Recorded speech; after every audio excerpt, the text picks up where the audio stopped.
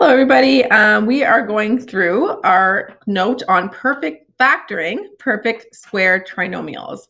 So you might want to take a minute to remind yourself about expanding perfect square trinomials. I'll talk about it here, but understanding the expansion and the patterns that we used is helpful in understanding why we factor this the way we do. So if you recall, a perfect square trinomial is one that is expanded from a binomial that we're just squaring. Okay, so this is, instead of having two different factors, you just have one thing that's being squared. So the pattern is that we have a squared plus 2ab plus b squared. Okay, and then subtraction is the same. It's just that my middle term is now subtracted instead of added. If you forget this, you can go back to remembering that this is just a plus b times a plus b. It's the same thing twice. So when you FOIL and collect like terms, this is what you get. Same as here, it's just a minus b, a minus b. So if you can recognize the trinomial as a perfect square, you can save a lot of time with your factoring, okay? Now, with an example as simple as the one I'm about to do, you might say like, well, Mrs. Weens, it would just be way easier for me to realize that like the numbers that multiply to 9 and add to 6 are 3 and 3. So it's just x plus 3, which is x plus 3 squared. And I would agree with you. In an example like this, it's just as easy to identify that, okay? It's just as easy to just do your normal simple trinomial factoring.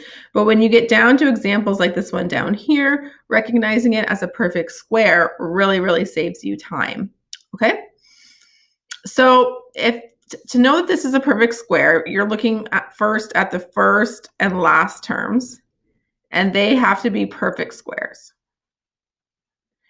So that's the first thing you look at. So take a look at this, x squared, that's just x squared, and this 9, that's just 3 squared. So they're both perfect squares.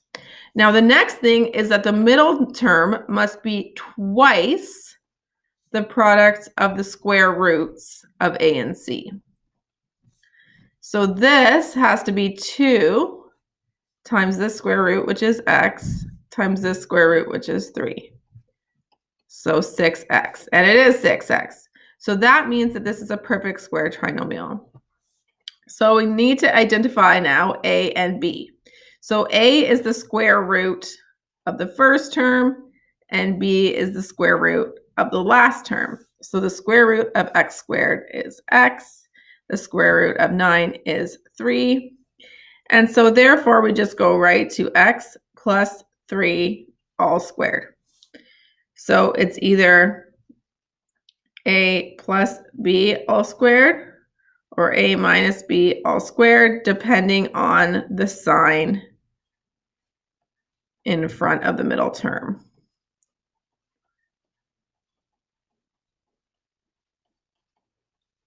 So because this is I'll use a different color. Because this is a plus, that means this is a plus. Okay, so again, this method here might seem like less work, but I'm going to show you, and then you can verify using either the pattern or just FOIL. Okay, so I'm going to show you on this more complicated one, though, how going through this process can be quicker. And then you can practice it with this one. Okay, so first we have to identify it as a perfect square trinomial. So my big hint is that I know that 9 is a perfect square. So the square root of this is 3x. And so a is equal to 3x. The square root of the last term is 5. So b is equal to 5. So the question is now, this middle term, is it double the 2 square roots? So it has to be double the 2 square roots. So 2 times 3 is 6, times 5 is 30, and it is. Okay, so that means it is a perfect square trinomial. So I might go right to my factoring where I just have this first term, the same sign as here, and then b all squared. Okay, it makes it a lot simpler. If you didn't know this method, you would have to do decomposition with 9 times 25. So that's 225 and negative 30. You'd be having to think of what multiplies to 225 and adds to negative 30. It's a lot more complicated to do that. So this method will take some practice, but it is very, very well worth understanding. And here's a simple practice one for you, and you'll have lots of practice in class. So thanks for watching, guys. Hope you learned lots.